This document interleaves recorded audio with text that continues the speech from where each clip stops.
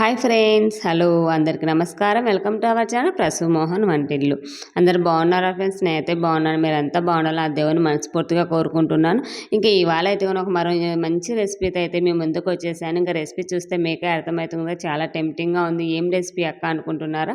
Recipe విషయానికి వస్తే కనుక కొబ్బరి పాలతో మటన్ పులావ్ అయితే ప్రిపేర్ చేశాను. అలాగే మటన్తో షేర్వా టైప్ కూడా చేశాను అనమాట. రెండు కాంబినేషన్ చాలా అంటే చాలా బాగా వచ్చింది. ఇంకా రెండు సూపర్ అని చెప్పొచ్చు. అంత టేస్టీగా ఉన్న పిల్లలు పెద్దలు ఎవరైనా ఎంజాయ్ చేస్తూ తినొచ్చు అనమాట. సండే స్పెషల్ లంచ్ అనమాట ఇదైతే గిన. ఎలా చేయాలా ఏంటి అనేది వీడియో స్కిప్ చేయకుండా కంటిన్యూస్గా చూడండి ఫ్రెండ్స్, మీకే అర్థమవుతుంది. ఇంకా వీడియోలోకి అయితే వెళ్ళిపోదాము. ఇందుకోసం అయితే నేను మటన్ తీసుకున్నాను. ఈ మటన్ ప్లేస్లో కావాలంటే చికెన్ కూడా యాడ్ చేసేసుకొని చికెన్ పలావ్ లాగా కూడా చేసేసుకోవచ్చు. ఇంకా మటన్ అయితే గిన మంచిగా వాష్ చేసుకున్న తర్వాత ఎప్పటికైనా మటన్ అనేది కొంచెం సాల్ట్ వేసి వాష్ చేసుకోండి. అది బయట కదా కొట్టేది.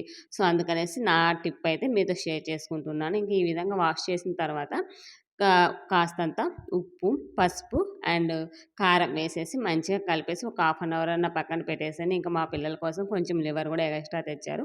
అంత కలిపేసి అయితే కుక్కర్లో వేసేస్తాను.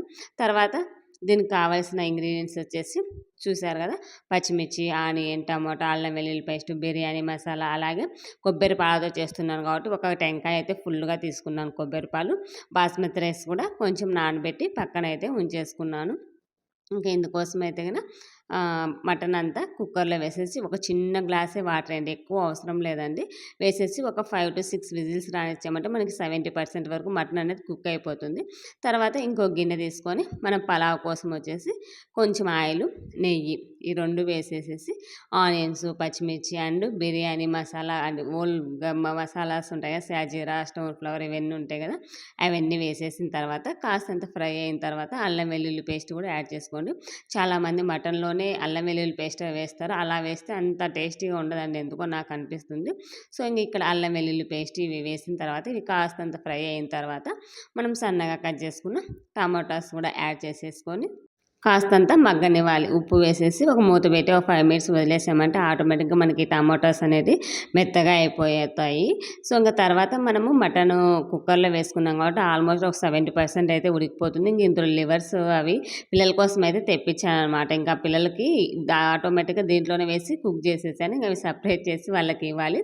అవి సపరేట్ చేసిన తర్వాత మనకి బోన్స్, నల్లి బొక్కలు ఉంటాయి కదా, అవి అలాంటివన్నీ ఒక ప్లేట్లోకి తీసుకొని మెత్తనవి పీసెస్ ఉంటాయి కదా, ఆ పీసెస్ అన్ని పలావ్ లేక అనేసి నేనైతే కానీ ఈ విధంగా సపరేట్ చేసేసుకున్నాను 2 విధాలుగా. ఇంకా తర్వాత చూసారు కదా, ఈ టమోటా ఇవన్నీ వేసినవి మంచిగా మగ్గాయి అనమాట.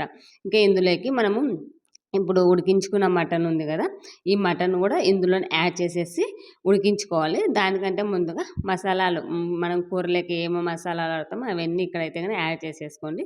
గరం మసాలా అండ్ ధనియాల పొడి, కొంచెం కారం పొడి, స్పైస్ చూసి యాడ్ చేసుకుని, ఎందుకంటే పచ్చిమిర్చి కూడా వేసాం కదా, సో స్పైస్ని బట్టి మీరైతే కానీ యాడ్ చేయండి. ఇంకా నేనైతే కానీ ఆ మసాలాలన్నీ వేసేసిన తర్వాత మనం కుక్ చేసుకున్న మటన్ పీసెస్ ఉన్నాయి కదా, ఓన్లీ మెత్తటి మాత్రం ప్రిపేర్ చేయండి, చాలా బాగుంటుంది ఈ పలావ్లోకి. ఇంకా ఈ పీసెస్ ఇవన్నీ వేసిన తర్వాత కాస్తంత కొత్తిమీర అండ్ కస్తూరి మేతి, అదేనండి మేతి చూరు, ఇవి కూడా వేసేసి మంచిగా ఈ పీసెస్ని ఒక 10 మినిట్స్ అయితే సిమ్లో పెట్టి మంచిగా ఉడికించాలి. ఎందుకంటే ఆ మసాలాలన్నీ ముక్కకు పట్టాలి కాబట్టి ఒక ఆయిల్ అనేది పైకి తేలుతుంది మనం మూత తీసి చూసిన తర్వాత. అప్పుడు మాత్రమే ఇందులోకి వాటర్ అయితే యాడ్ చేసేసుకోండి. ఇంకా చూసారు కదా, నేనైతే కనుక 2 గ్లాసుల కొబ్బరి పాలు, తర్వాత మిగతావన్నీ రిమైనింగ్ వాటర్ అయితే తీసుకున్నాను. మన బాస్మతి రైస్ ఎన్ని తీసుకున్నామో దాన్ని బట్టి మనం వాటర్ అనేది యాడ్ చేసుకోవాలి. ఒక గ్లాస్కి 2 గ్లాసెస్ ఆఫ్ వాటర్ అయితే యాడ్ చేసుకోండి. నేనైతే కనుక 2 గ్లాసెస్ బాస్మతి రైస్కి 2 గ్లాసెస్ కొబ్బరి పాలు, 2 గ్లాసెస్ వాటర్ అయితే యాడ్ చేసేసుకొని ఇంకా టేస్ట్ చూసుకొని కాస్తంత ఉప్పు తక్కువ అనిపిస్తే ఉప్పు అయితే యాడ్ చేసేసాను. ఇంక ఉప్పు యాడ్ చేసేసి మూత పెట్టేసి మంచిగా బాయిల్ అవ్వాలి. సలసలా మరుగుతుంది చూసారా, అప్పుడు మాత్రమే మనం ఈ బాస్మతి రైస్ని అయితే గిన వేయించాలి. ఎందుకంటే గిన మటన్ వేసాం కాబట్టి మటన్ 70% కుక్ అయిపోయింది. ఆటోమేటిక్గా ఈ రైస్ ఉడికేటప్పుడు మటన్ కూడా ఆటోమేటిక్గా ఉడికిపోతుంది. ఉడకదేమనే దిగులే అస్సలు అవసరం లేదండి. ఇంక ఈ విధంగా బాస్మతి రైస్ వేసిన తర్వాత మూత పెట్టించి ఉడికించేసేయాలి. మధ్యలో ఒక్కసారి అంటే 80% ఆ టైంలో ఉంటుంది కదా రైస్ అనేది, అప్పుడు ఒక్కసారి కలిపెట్టుకోండి. అంత దగ్గర అయి ఉంటుంది కదా, సో అందుకనేసి ఒక్కసారి కలబెట్టుకొని ఇంకా లాస్ట్ మినిట్లో దింపేస్తాం అనేప్పుడు కాస్తంత కొత్తిమీర నెయ్యి పైనుంచి వేసేసుకుంటే అన్నానికి మంచిగా పట్టేసి ఏమంటారు పొడి పొడిగా చాలా బాగా వస్తుందండి. కంపల్సరీగా నెయ్యి అనేది ప్రిపేర్ చేయండి. లేదు ఈ ప్లేస్‌లో కొంచెం కాచిన ఆయిల్ అయినా యాడ్ చేసుకోండి. నెయ్యి వేసుకోము అనుకుంటే. చూసారు కదా రైస్ ఎంత పొడి పొడిగా మంచిగా కుక్ అయిందో. చాలా అంటే చాలా బాగా వచ్చింది టేస్ట్ అయితే గన. ఇంకా తర్వాత మటన్ షేర్వా అని చెప్పాను కదా! అందులోకి ఒక గిన్నె పెట్టేసుకొని కాస్తంత ఆయిలు, సన్నగా కట్ చేసేసుకున్న ఆనియన్స్, పచ్చిమిర్చి, టమోటా. ఎప్పటికైనా మనం గ్రేవీలాగా చేసుకోవాలి ఇలాంటి పలావ్ రైస్‌లలోకి అన్నప్పుడు టమోటాస్, ఆనియన్స్ ఇవి ఉన్నాయి కదా! ఇవి కాస్తంత సన్నగా లేదంటే పేస్ట్ అయినా పట్టేసుకోండి. ఇంక నేనైతే గనుక షార్ప్‌నర్ ఉంది కదా! అది ఏమంటారు వెజిటబుల్ చాపర్ ఉంది కదా! దాంతో అయితే పట్టేసుకుంటున్నాను ఈ మధ్య. ఇంక దీంట్లోకి కాస్తంత అల్లం వెల్లుల్లి పేస్టు, పసుపు, ఉప్పు ఇవన్నీ వేసేసి మంచిగా కుక్ అవ్వనివ్వాలంటే పచ్చి వాసన పోయేంత వరకు మూత పెట్టేసి ఒక 5 మినిట్స్ కుక్ చేసిన తర్వాత మనం ఉడికించుకున్న పక్కన పెట్టుకున్నాం కదా! బోన్స్, నల్లి బొక్కలు ఇవన్నీ ఉంటాయి కదా! ఇవైతే గిన ఇందులోకి యాడ్ చేసేసి కాస్తంత ఉప్పు, కారం టేస్ట్ అయితే చూస్తున్నాను. ఇంకా మనకు టేస్ట్ తగ్గట్టు ఉప్పు, కారం అండ్ వాటర్. ఎందుకంటే కొంచెం షార్వాలాగా చేస్తున్నాం. కాస్తంత వాటర్ ఎక్కువే పడుతుంది.